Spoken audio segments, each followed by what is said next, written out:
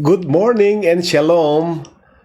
Magandang araw at magandang umaga sa lahat ng ating mga giliw na taga-subaybay. Lunes na naman po tayo at ngayon ay December 14, 2020 and it's Monday. At nagpapasalamat tayo sa Panginoon sa lahat ng ginawa niya sa mga gawain kahapon. Kahit na po ang iba ay nasa virtual o online Sunday service po, tumanggap ng biyaya, alam po natin na pare-pareho po tayong tumanggap ng biyaya ng salita ng Diyos. Ito po ang inyong kasama, Pastor Rene Alog, at ako po ay nagpapasalamat muli na binigyan tayo ng pagkakataon na tatanggap uli ng mayamang biyaya ng salita ng Diyos. Alam ko po na handang-handa ng ating mga puso, ating katauhan, na tumanggap muli ng mga inihanda ng Diyos para sa atin sa araw na ito. Akin pong ipinamamanhik sa lahat, pwede nyo pong pindutin yung share button sa inyo pong Facebook at sa inyong panunood ngayon upang ang mga biyayang tinatanggap ninyo ay matanggap din po ng mga taong maaring kailangan din nila ang salita ng Diyos, katulad na inyong mga kaibigan, mga katrabaho, mga kamag-anak, nang sa gayon ay mapagpala rin sila ng mga espiritual na pagpapala. Purihin ang Diyos. Bago po ako magsimula, inaanyayahan ko po ang bawat isa na samahan ako sa ating pong pananalangin. Let us pray.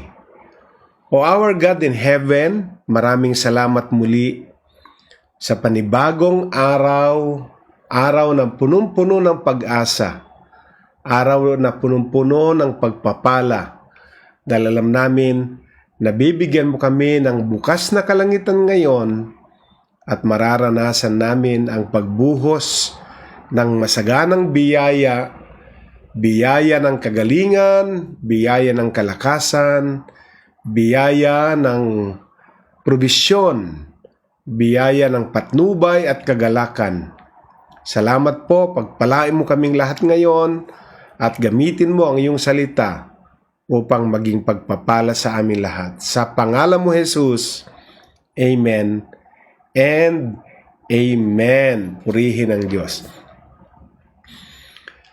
Ang ating mong topic ngayon ay pinamagatang The Trap of Compromise. The Trap of Compromise. Yan po ang ating pag-uusapan at ang ating babasahin ay ang nasa Genesis 31 beginning verse 1 tayo. At nakalagay po doon, Jacob heard that Laban's sons were saying, Jacob has taken everything our father owned and has gained all his wealth from what belonged to our father. And Jacob noticed that Laban's attitude toward him was not what it had been. Verse 3, Then the Lord said to Jacob, Go back to the land of your fathers and to your relatives, and I will be with you. Tandaan po ninyo itong verse 3 na to. Kasi ito po ang dapat panghawakan na pangako ni Jacob. Ang sabi, mismong ang Diyos po nagsabi, at sinabi ng Panginoon kay Jacob, bumalik ka na sa inyong lupain. Bumalik ka na sa lupain ng iyong ama.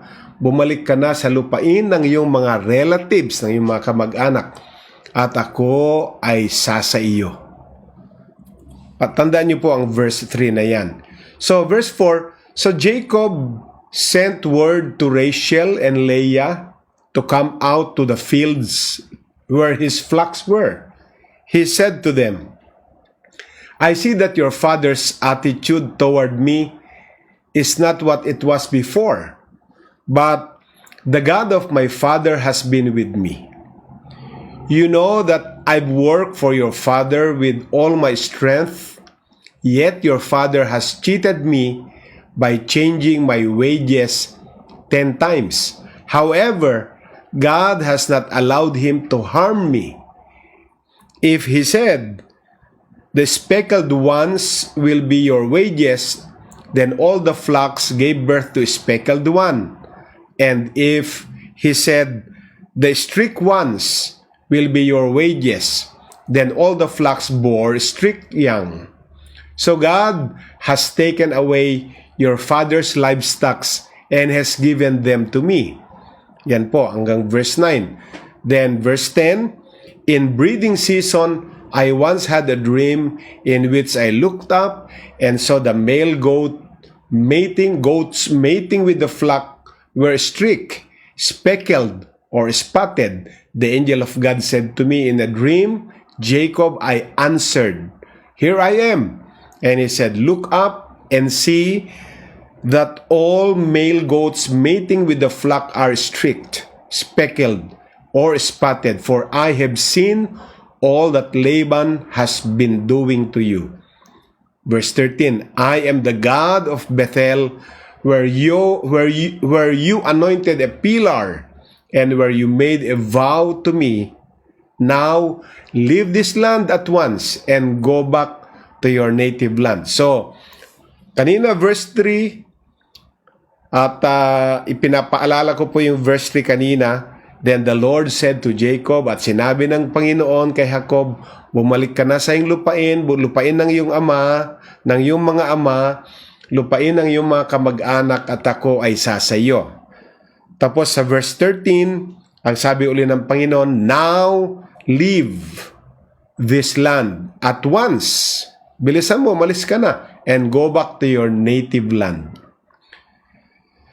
Then Rachel and Leah replied, do we still have any share in the inheritance of our father's estate? Does he not regard us as foreigners? Not only has he sold us, but he has used up what has paid for us. Surely all the wealth that God took away from our fathers belong to us and our children. Do so whatever God has told you. Ang sabi ni Rachel, ni Leah, ang kanyang magkapatid na kanyang asawa, I do whatever God has told you. Gawin mo kung ano ang pinagagawa sa iyo ng Diyos. Then Jacob put his children and his wives on camels, and he drove all his livestock ahead of him, along with all the goods he had accumulated in Padam Aram, to go to his father Isaac in the land of Canaan. When Laban had gone to shear his sheep, Rachel stole her father's household gods. Moreover, Jacob deceived Laban, the Aramean, by not telling him he was running away. So he fled with all he had, crossed the Euphrates River, and headed for the hill country of Gilead. Now in verse 22, on the third day, Laban was told that Jacob had fled, taking his relatives with him. He pursued Jacob for 7 days and caught up with him in the hill country of Gilead. Then God came to Laban the Aramean in a dream at night and said to him, be careful not to say anything to Jacob, either good or bad. Mag-ingat ka sa mga sasabihin mo kay Jacob. Ano man ito, mabuti man o masama ang iyong sasabihin, mag-ingat ka. So Jacob had pitched his tent in the hill country of Gilead when Laban overtook him, and Laban and his relatives camped there also. Then Laban said to Jacob, what have you done? You've deceived me, and you've carried off my daughters like captives in war. Why did you run off secretly and deceive me? Why didn't you tell me, so I could send you away with joy and singing to the music of timbrels and harps? You have done a foolish thing. I have the power to harm you, But last night, the God of your father said to me, be careful not to say anything to Jacob, either good or bad. Now you have gone off because you long to return to your father's household. But why did you steal my gods? Jacob answered Laban, I was afraid because I thought you would take your daughters away from me by force. But if you find anyone who has your gods, that person shall not live. In the presence of our relatives, see for yourself whether there is anything of yours here with me. If so, take it. Now Jacob did not know that Rachel had stolen the gods. So Laban went into Jacob's tent and into Leah's tent and into the tent of the two female servants, but he found nothing. After he came into Leah's tent, he entered Rachel's tent. Now Rachel had taken the household gods and put them inside her camel's saddle and was sitting on them. Laban searched through everything in the tent but found nothing. Rachel said to her father, don't be angry, my lord, that I cannot stand up in your presence. I am having my period. So he searched but could not find the household gods. Jacob was angry and took Laban to task. What is my crime? He asked Laban. How have I wronged you that you hunt me down? Now that you have searched through all my goods, what have you found that belonged to your household? But put it here in front of your relatives and mine, and let them judge between the two of us. And that's the end of reading up to verse 37. At mamaya, pag may time pa, itutuloy natin ang pagbasa sa ating chapter na binabasa. At ang ating reading po ay nasa Genesis chapter 31. Nagtapos tayo sa verse 37. Okay. So, itutuloy natin ngayon ang pag-aaral para sa lahat ng mga late tuners.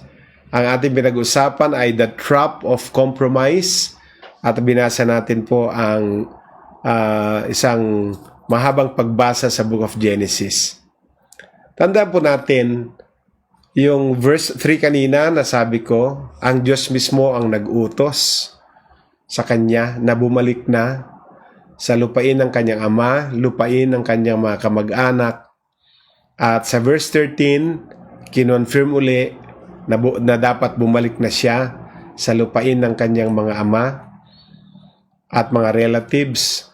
At kinonfirm ni Rachel at ni Leah na ang sabi nila, kung ano ang ipinagagawa ng iyong Diyos ay sundin mo. So alam naman natin lahat sa mga nakaraang mga devotional, Jacob's name was changed. Ang pangalan ni Jacob ay pinalitan na. Bilang Jacob, he had nothing. Walang-wala po siya. As Jacob, he had nothing, but as Israel, but as a prince of God. Israel is a prince of God. He entered into a relationship with his heavenly Father that gave him power to meet the circumstances of life. So nakita ho natin ang transition ni Jacob na naging Israel. Binago na, pinalitan na ang pangalan niya mula sa pagiging Jacob sa pagiging Israel. Jacob bilang deceiver, supplanter. Jacob, he had nothing. As Jacob, he had nothing. But as Israel, as a prince of God, he entered into a relationship with his heavenly Father that gave him what? The power to meet the circumstances of life. Ikaw din, kaibigan, ako din, ay binigyan tayo ng bagong pangalan, ang pangalang Jesus. God has given us the name of Jesus. And in the name of Jesus, and because we entered into a relationship with Jesus, the Son of God. So God gave us the power, amen? God gave us Jesus. God gave us the power to meet the circumstances of life. You have Jesus now. I have Jesus now. That is the name na binigay po ng God the Father sa atin, na magbibigay sa atin ng kapangyarihan, magbibigay sa atin ng kakayanang harapin ang lahat ng sirkumstansya natin sa buhay. But there is one other danger Jacob was subjected to because of fear and lack of understanding of who he was. And it is a danger that we will all face as well. Ano po yung kanyang one other danger na kinaharap ni Jacob? It is the tendency to compromise. The tendency to compromise. Sapagkat nakalimutan na niya na hindi na siya si Jacob, na siya na si Israel. Huwag nating kalilimutan din, yes, meron tayong dating pagkatao. Pero yung lahat ng ating lumang pagkatao, dating pagkatao ay wala na. At tayo'y binigyan na ng bagong identity. So kung hindi natin maiwanan yung old identity natin at hindi tayo namumuhay sa new identity natin, may tendency, mga minamahal, na tayo ay mamuhay sa compromise. Kaya nga ang topic natin, the trap of compromise. Just like Jacob, there is one danger Jacob was subjected to because of fear. Yan po, kaya tayo nakakapag-compromise because of fear and because of our lack of understanding kung sino na tayo dati at sino na tayo ngayon sa pagharap ng mga dangers na ating nasa harapan. So, kaya mag-ingat tayong lahat katulad ni Jacob. Mamaya malalaman natin ano ba ang kanyang naging compromise, ano ba yung naging trap for Jacob to compromise, at paano rin tayo nakakapag-compromise samantalang meron na tayong new identity in Christ. Amen? Ito po ang nangyari sa kanya. In his fear of Esau, his brother, and his misunderstanding of his own situation and the position, Jacob nearly fell into the dangerous trap of compromise. Diba, ang sabi kanina, kaya siya nakapag-compromise dahil sa takot at dahil kulang siya ng unawa sa kanyang bagong identity. Saan siya natakot? Natakot siya sa kanyang kuya Esau, ang kanyang kakambal, at meron siyang misunderstanding kung ano na ang kanyang position. Jacob nearly fell. Naging dahilan na halos siya ay mag-fall sa dangerous trap of compromise. God told Jacob to return to his homeland and that it would be well with him and he would be blessed. Di po ba?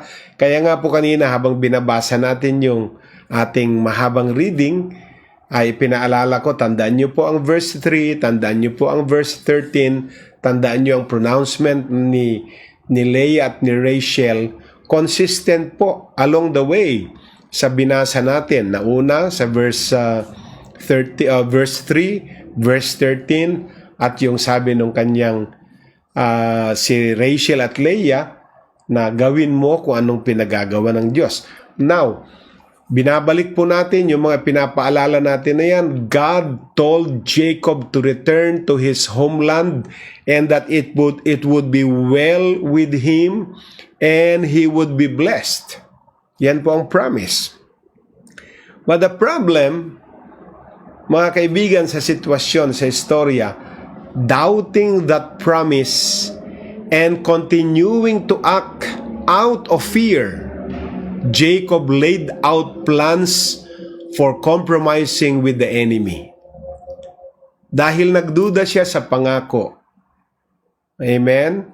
At ang continuing act out of fear, yung kanyang pagpapatuloy na nabubuhay, na punong-puno ng takot sa kanyang kapatid dahil hindi niya alam. Akala niya na si Iso ay galit pa din, na kaya sasalubungin siya ni Kuya Iso niya ay dahil ipaghihiganti, hindi pa nakaka-overcome, hindi pa nakaka-move on si Iso. Kaya siya ay punong-puno ng takot. Kaya nagsimula na siyang mag-compromise. May trap of compromise. We have already seen what great power Jacob had with God. Amen? Nakita ho natin na ilarawan na sa mga nabasa at napag-usapan natin kung anong merong matinding kapangyarihan si Jacob na galing sa Diyos. I believe that if Esau had been hostile as Jacob feared he would be, just one word from Jacob's lips would have brought God's judgment down upon Esau. Hindi po ba? Balik tayo kay Laban. Nakaalis na po si Jacob, ang kanyang angkan, ang kanyang pamilya. Dala na ang kanyang male and female servants, dala na ang kanyang mga livestocks. Malayo na sila. At nung malaman ni Laban na wala na si Jacob at ang kanyang kayamanan, ang kanyang pamilya, hinabol niya. And it took Laban 7 days bago abutan niya si Jacob at ang kanyang grupo. Pero ano ang sabi ng Diyos kay Laban? Huwag kang bantayan mo ang iyong salita, huwag kang magsasalita ng anumang kahit mabutit masama laban kay Jacob. So ibig sabihin, grabe na ang favor ng Diyos kay Jacob. Na itong aking sinabi nga na kung si Esau ay hindi pa nagbago ayon sa pag-iisip ni Jacob, sa sobrang favor na kay Jacob, pwedeng isang salita lang niya ay bababa ang judgment kay Esau. Yun po ang ibig kong sabihin. Kung si Laban nga, bago dumating at kastiguhin si Jacob, sabi ng Diyos sa kanya, iingat ka sa mga sasabihin mo. Sapagkat yung blessing na ng Israel ay na kay Jacob na. Amen? Kaya dito, hindi pa rin talaga nag-sink in yung truth. Ano ba talaga nangyari na kay Jacob? Hindi pa niya ginagalawan yung kanyang new calling bilang Prince of God. So, but Jacob wasn't thinking about how to win and how to overcome. Wala sa kanyang isipan yan. Yung paano siya, hindi niya iniisip kung paano siya mananalo at magtatagumpay at mapagtatagumpayan. He was still thinking about how to connive, thinking about how to compromise, and perhaps end up with at least a partial victory instead of losing everything. Kaya pinauna nga niya, dinivide niya ang kanyang grupo, pinauna niya yung mga gifts ni Jacob sa kanyang kapatid. Para pag sabi niya, pag tinanong, kanino kayong, sino ang inyong master? Sabihin niyo si Jacob, at nandito nga, pinauna kami, at ito ang kanyang mga kaloob sa iyo. So, yun yung bumabagabag sa katauhan ni Jacob Iniisip niya na, never na sumagi sa isip niya paano ko manalo, paano ko ma-overcome.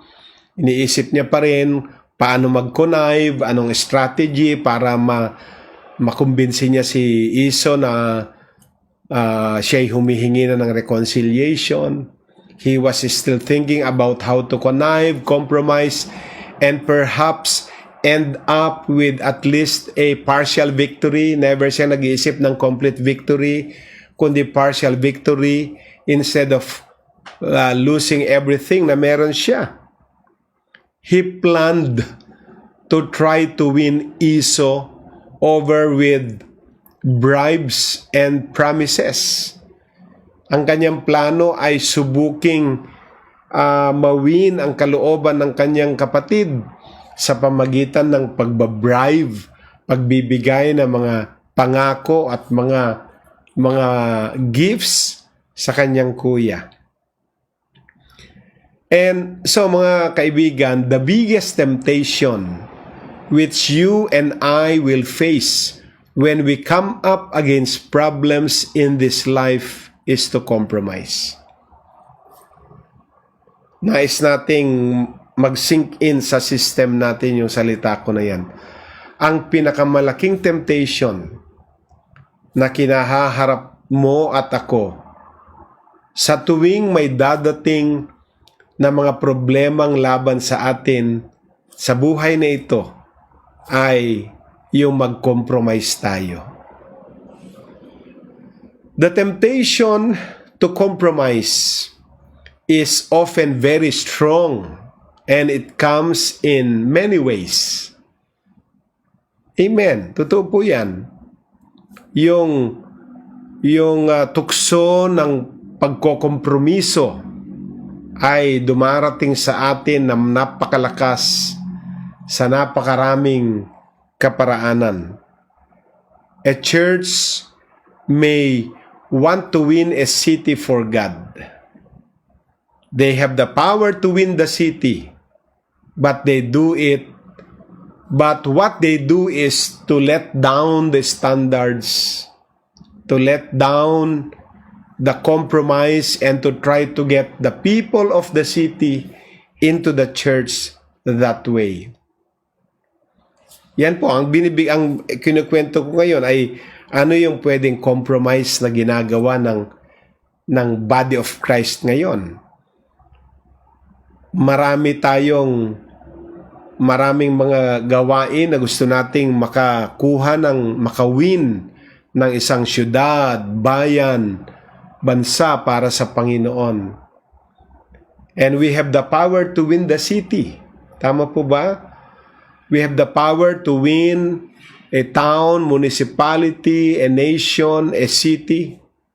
Kaya lang, huwag natin silang i-win o yung maging part ng church na ang ating i-apply ay ang isang standard ng Biblia na na-compromise o na-lower, bumaba ang standard, kaya pala maraming miyembro, kaya pala mabilis lumago, kasi watered down ang standards na ina-apply, punong-puno ng kompromiso, and we are trying to get the people of the city into the church that way. There are many Christians who started out to work for God, hot-hearted and on fire, who knew how to pray and how to yield themselves to the moving of the Holy Spirit. But there are many who have become sidetracked by compromise. Yan po ang malungkot na katotohanan.